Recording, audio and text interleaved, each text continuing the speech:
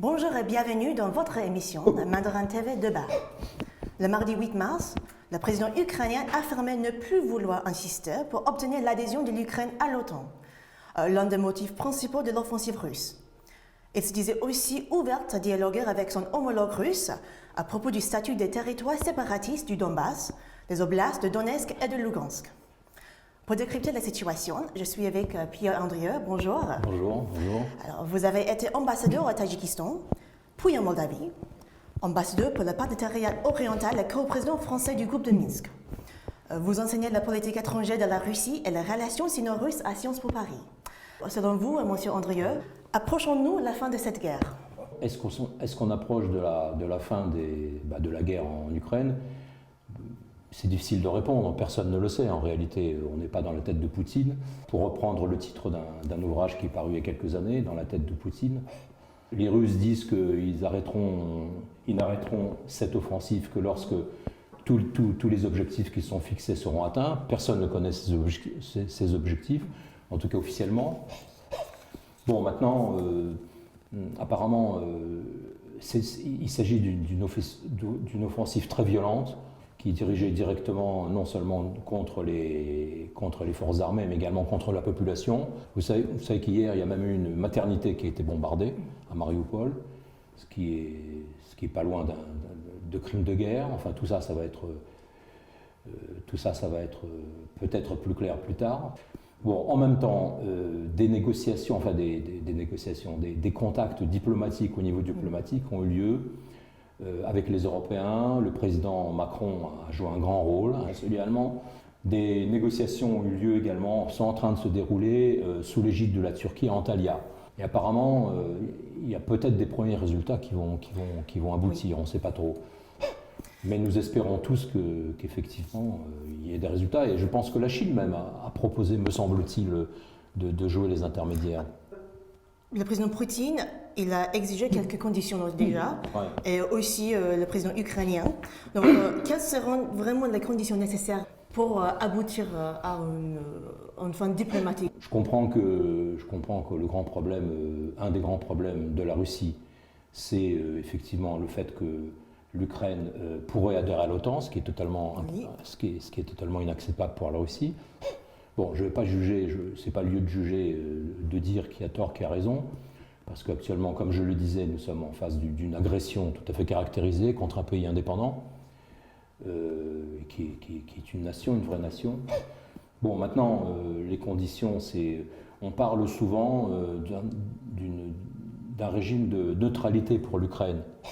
Donc non-adhésion à l'OTAN, non-adhésion à d'autres blocs, etc. C'est une idée qui est déjà ancienne, enfin qui a déjà été discutée, et des gens comme des ministres des Affaires étrangères français comme Védrine, comme De Villepin, et même Kissinger en ont parlé. Donc il me semble que, d'après ce que j'ai compris, c'est que le président Zelensky a évoqué cette possibilité lors de différentes déclarations. Mais je crois que le principal actuellement, c'est l'arrêt des combats et l'arrêt des bombardements de la population. C'est ça le principal. Selon le chercheur Jean-Baptiste Jean-Jean Villemer, je cite, « Quelle que soit l'issue de la guerre, Poutine a déjà perdu. En plus de pousser vers l'ouest ce qui restera de l'Ukraine, elle va renforcer, voire agrandir l'OTAN, isoler et affaiblir la Russie, qui deviendra paria, et menacer son propre pouvoir à Moscou. Le début de la fin. » Je crois que la Russie, enfin Poutine a déjà perdu l'Ukraine de toute façon. Depuis 2014, la Russie a perdu l'Ukraine.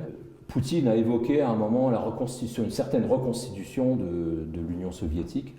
Or, une reconstitution de l'Union soviétique sans l'Ukraine, ça ne marche pas, ce n'est rien du tout. Et donc, de toute façon, là, pour le coup, il a perdu. C'est déjà fait. Et s'il continue cette offensive, la situation ne va que s'aggraver.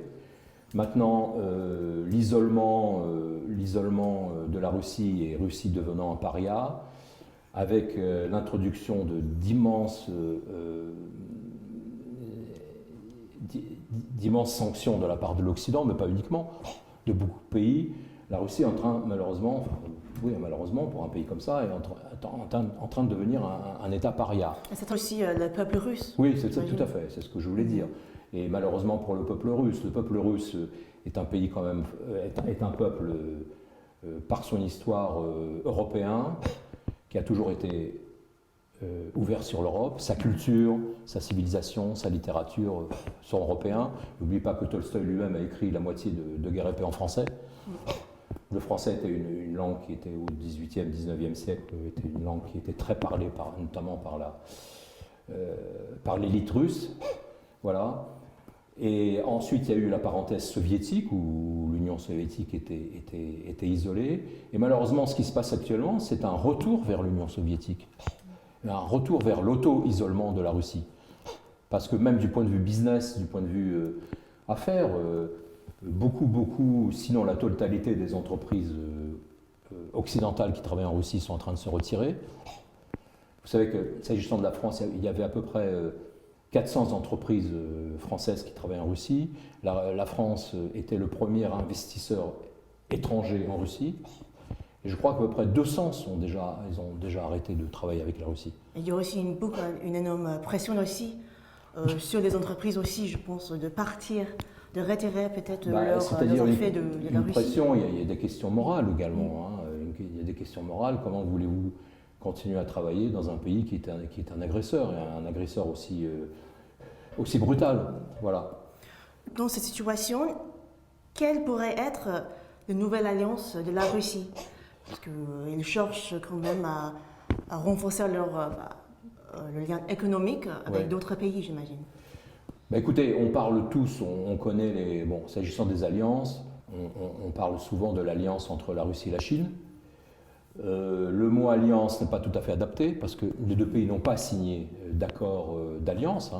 Ils ont juste récemment, ils ont un accord de bon voisinage, d'amitié de bon voisinage qui a été signé en 2001.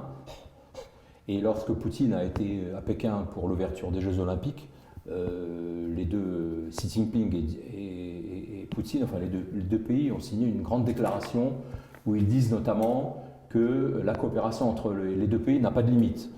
Une longue déclaration, mais ce n'est pas une alliance. Ce n'est pas une alliance dans le sens alliance militaire, par exemple.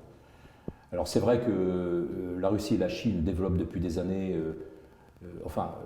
un rapprochement considérable, essentiellement dirigé contre les États-Unis, contre l'Occident, mais parce que les deux pays ont des intérêts géostratégiques communs, notamment en Asie centrale.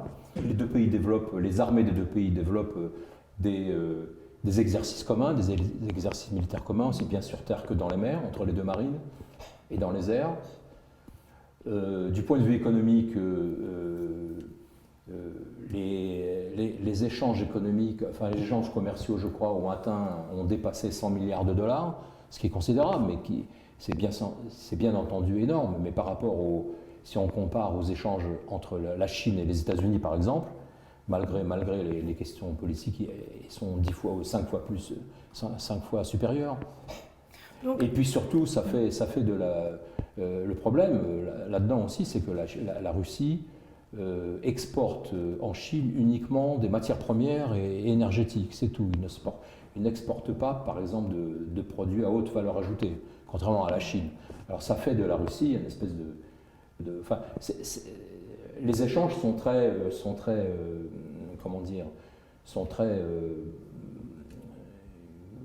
ça fait de la Russie un junior partner de la Chine. C'est pas égal. C'est pas égal, voilà, c'est ça. Asymétrique, voilà, je cherchais le mot, asymétrique. Je voudrais savoir aussi si la Chine, elle a l'intérêt aussi de s'aligner sur Moscou, compte tenu de la situation, et aussi malgré les sanctions qui pourraient tomber aussi sur la Chine, de la part de l'Occident, comme sur la Biélorussie déjà, pour sa complicité dans la guerre. Est-ce que la Chine a intérêt à s'aligner sur Moscou?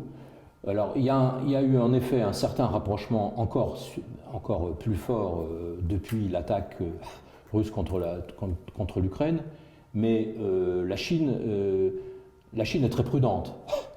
La Chine, c'est vrai, a fait notamment la déclaration du 4 février, où il est marqué, où l'Occident et l'OTAN sont condamnés pour la politique d'expansion.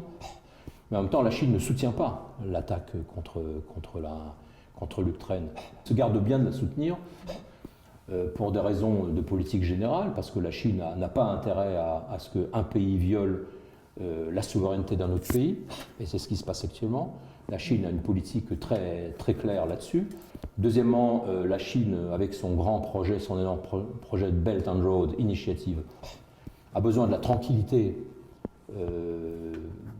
dans les pays où donc, cette initiative se développe, et notamment l'Asie centrale, l'Europe orientale, la Russie et également l'Ukraine.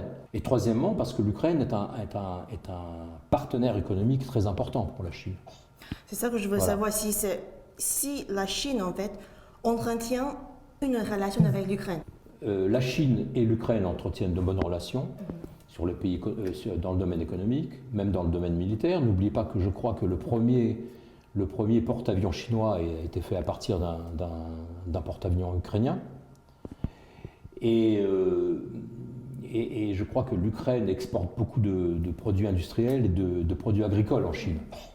Donc c'est un partenaire important. Je ne me souviens plus quel est le montant des échanges, je crois que c'est près de 20 ou 40 milliards, ce qui est important. Et évidemment, la Chine ne veut pas qu'un partenaire économique et politique soit comme ça démoli, cassé par un autre pays, quoi. Ça ne correspond pas comment dire, ça correspond pas à ce que la Chine pense du monde actuel, voilà. À la vision du monde. À la vision du monde. Oui. Quel rôle pourrait jouer la Chine dans cette crise pour avoir une sortie de crise?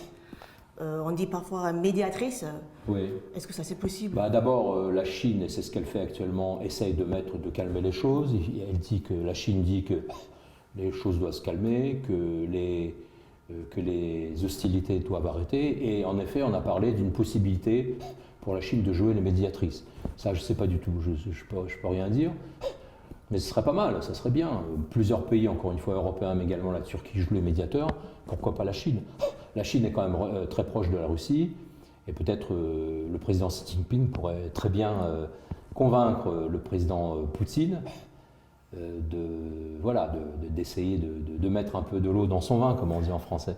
J'ai l'impression que le président Poutine n'écoute personne. Vous avez déjà évoqué cette relation entre Vladimir Poutine et Xi Jinping. Vous avez évoqué une alchimie personnelle dans l'un de vos articles écrits en 2020. Absolument. Comment décrivez-vous cette relation? Quelque chose assez proche, cette alchimie?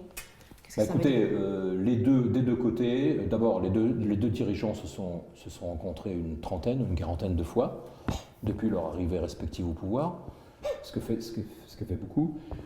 Poutine a dit que le président Xi Jinping c'était son meilleur ami, son meilleur allié. Xi Jinping a dit de Poutine la même chose. Donc en effet, je pense qu'il y a une certaine alchimie personnelle. En plus, j'ai l'impression que du point de vue, je dirais, peut-être idéologique, ils sont quand même proches. Ils ont quand même une certaine position critique vis-à-vis de ce qu'on pourrait appeler, par exemple, les positions occidentales, le libéralisme occidental. Ça rapproche aussi, ça. Bon, maintenant, il y a quand même ce que je décrivais tout à l'heure. L'alchimie personnelle, c'est important. C'est un vecteur très puissant, mais ça ne suffit pas. Face aux réalités politiques, aux réalités économiques, ça ne suffit pas. Et j'espère vraiment que la Chine pourrait jouer un rôle positif dans le règlement de cette crise, en utilisant ses bonnes relations avec la Russie, ses bonnes relations personnelles du président Xi Jinping, ses bonnes relations personnelles du président Poutine, mais également, en expliquant qu'on ne peut pas comme ça violer et bombarder une population civile d'un pays indépendant. La relation entre la Chine et la Russie n'était pas toujours aussi proche non plus. Non, dans l'histoire. Non, pas du tout dans l'histoire. Donc c'était quoi l'histoire contemporaine en fait des relations sino-russes? Parce que vous avez décrit la relation comme ambivalente. Ambivalente, c'est ça. Ambivalente parce qu'il y a quand même je dirais, un passé historique qui, la Russie a fait quand même partie au 19e et au début du 20e siècle, fait partie de ces puissances qui ont participé au dépeçage de l'Empire Qing pendant le 19e siècle, avec le Japon, avec d'autres puissances occidentales comme la France et comme l'Angleterre. Ensuite, après la révolution bolchevique, les relations n'étaient pas très claires. Et elles sont devenues, je dirais, amicales après la proclamation de la République populaire de Chine en 1949. et la signature en 1951 d'une alliance entre l'Union soviétique de Staline et la Chine de Mao. Mais je ne suis pas sûr que, bon, c'est vrai que cette alliance a permis à l'Union soviétique d'aider sur le plan économique la Chine à se relever à l'époque, mais je ne suis pas sûr que la Chine conserve vraiment un bon souvenir de cet accord, parce que Staline, d'une certaine manière, a poussé, en utilisant cet accord, a poussé les troupes chinoises, enfin les volontaires chinois dans la guerre de Corée. Donc voilà, c'est pour ça que la Chine ne souhaite pas maintenant signer d'accord d'alliance avec quelque pays que ce soit. Je crois que le seul accord d'alliance qu'a signé la Chine, c'est avec la Corée du Nord. Et donc voilà, et donc avec la Russie, ambivalente, parce que ce passé reste quand même, je pense, dans le souvenir du peuple chinois. Voilà. Bien. Mais l'amitié est là entre les deux pays, ça c'est clair. Super. Merci beaucoup Pierre-André d'avoir été avec nous. Merci de m'avoir invité. Sur le plateau de Mandarin TV. À bientôt. Bientôt. À bientôt. Merci à vous.